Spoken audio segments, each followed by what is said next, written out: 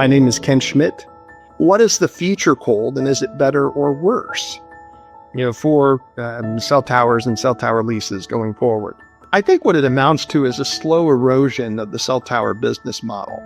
It's still a great business, but there are a couple of facets that I think, end up changing, within the cell tower business model altogether, that make it not as great a business as it once was. There are a number of people that have participated in the industry over time and you've probably heard this on previous calls or webinars that I've done, but that believe that the tower business is one of the best businesses in the world.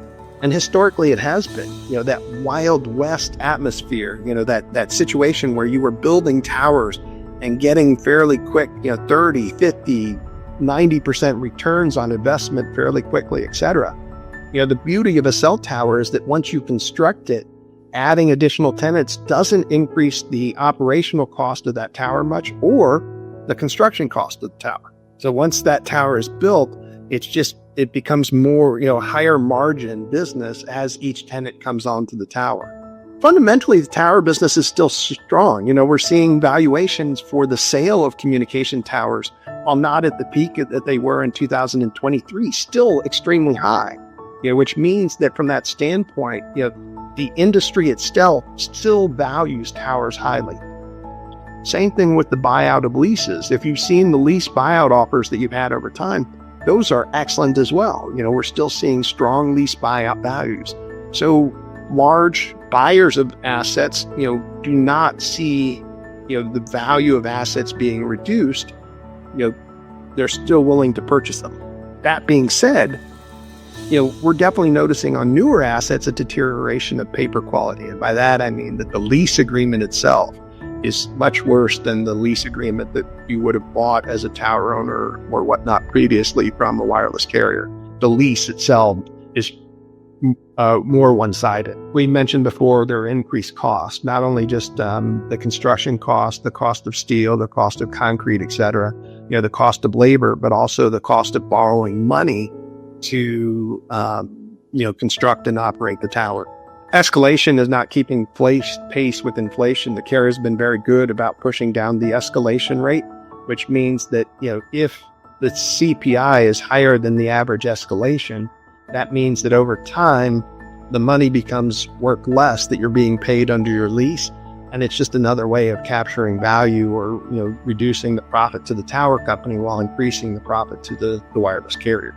Looking over the last 5-year period, it's impossible not to, focus on the outsized impact of Dish deploying, nearly 20,000 sites over that time frame, which is one of the more rapid, time frames in history in terms of a deployment of a new network within the United States. And so, I put the question, I put specifically Dish's future with a question mark, because who knows what happens with Dish. So far they're not generating additional revenue. They're not growing their business. They've actually shrunk in terms of subscriber numbers, over the last, even from what they were given as part of the Sprint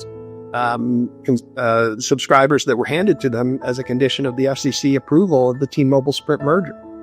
So there's, certainly there's no shortage of content or, information out there about what happens to Dish.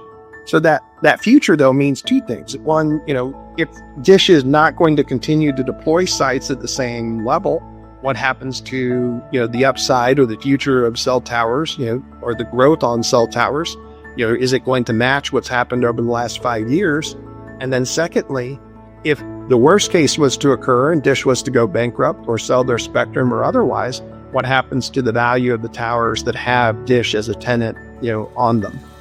Certainly what happens to the profitability of those towers, it has no choice but to go down slightly. And I say, 6G bump, there's a question, one of the questions I put into my poll, was what do you see the impact of 6G? I think it's really too early to tell, but my expectation is that, the people that are answering the question on 6G are probably not overly optimistic about the potential for 6G to increase the cell tower business.